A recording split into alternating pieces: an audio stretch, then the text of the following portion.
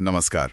आज हम एक मीडिया रिपोर्ट पर बात कर रहे हैं जिसने गजा संघर्ष को लेकर ना काफी सनसनी फैलाई है। हाँ, बिल्कुल। इसमें एक दावा है जो सुनने में काफी काफी चौंकाने वाला है हम्म। कि इजरायली प्रधानमंत्री नेतन्याहू और पूर्व अमेरिकी राष्ट्रपति ट्रंप, हम्म। इनके बीच कोई गुप्त योजना बनी है, ऐसा कहा जा रहा है। जी, कथित तौर पर एक सहमति। हाँ, और इस दावे का सबसे हैरतअंगेज हिस्सा ये है कि इस प्लान के तहत गजा में जो युद्ध चल रहा है, हाँ, वो अगले सिर्फ 15 दिनों में खत्म हो सकता है। 15 दिन, ये वाकई बहुत बहुत तेज है ना? तो चलिए जरा समझते हैं कि इस रिपोर्ट में क्या है, मतलब इसके पीछे क्या कारण बताए जा रहे हैं। देखिए, रिपोर्ट के मुताबिक इसकी कई वजह हैं।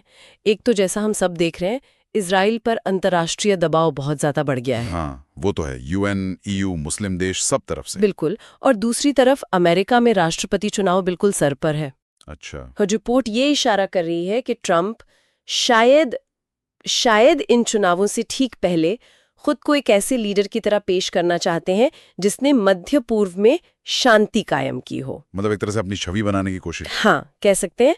रिपोर्ट में तो सूत्रों का हवाला देकर यह भी कहा गया है कि नेतन्याहू और ट्रंप के बीच हाल में कोई गुप्त बातचीत हुई है। गुप्त बातचीत? फोन पर या? ये साफ नहीं है, बस गुप्त बातचीत का जिक्र है। और उसी में ये तय हुआ है कि युद्ध को अगले 2 हफ्तों में, मतलब 15 दिन में, हाँ, या तो किसी समझौते से या फिर एक फाइनल मिलिट्री एक्शन से खत्म कर दिया जाए। 15 दिन की डेडलाइन, ये वाकई दिलचस्प है। अच्छा, तो ये समाधान दिखेगा कैसे?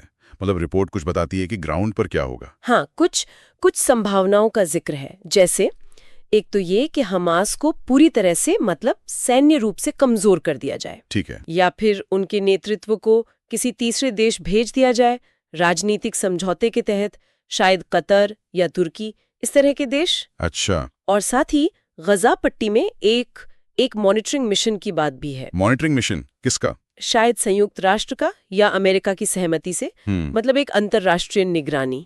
और यहाँ एक और बात जो रिपोर्ट कहती है वो ये कि इसे पेश कैसे किया जाएगा। हाँ, ये जरूरी है। इजराइल इसे अपनी सैन्य जीत बताएगा, जाहिर है। हाँ। और अमेरिका इसे ट्रंप की एक बड़ी डिप्लोमेटिक सक्सेस, मतलब शांति बहाली के तौर पर पेश करेगा। अच्छा, तो मतलब ट्रंप के लिए इसमें सीधा सीधा फायदा क्या है? सिर्फ ये पीस मेकर वाली छवि? देखिए, रिपोर्ट का विश्लेषण तो यही कहता है। हाँ। वो खुद को अमेरिका में एक पीस मेकर, शांति दूत दिखाना चाहते हैं। हाँ। इससे कई फायदे हैं।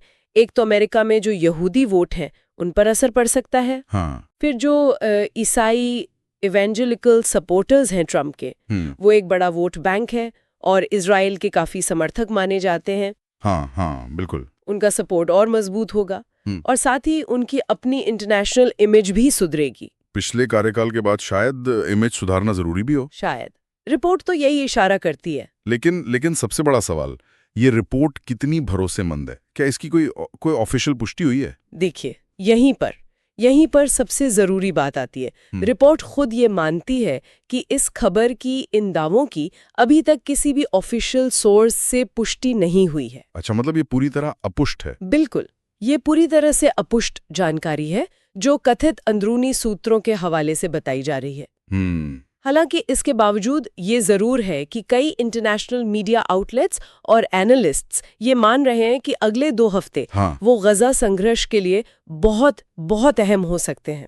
मतलब कुछ ना कुछ हो सकता है, जरूरी नहीं कि यही प्लानों पर कुछ बदलाव आ सकता है। हाँ, माहौल ऐसा बन रहा है कि अगले 2 हफ्ते क्रूशल हैं। वजह ये कथित योजना हो या कुछ और। तो अगर हम इसे समेटें तो रिपोर्ट एक ऐसी तस्वीर दिखा रही है जहां इंटरनेशनल प्रेशर और अमेरिकन पॉलिटिक्स, जी, ये दोनों मिलकर गजा युद्ध को शायद एक तेज, अप्रत्याशित मोड़ दे सकते हैं। बिल्कुल। और इस कथित कहानी के केंद्र में नेतन्याहू और ट्रंप है। लेकिन फिर से कहूंगी, ये सब फिलहाल सिर्फ अटकलें हैं।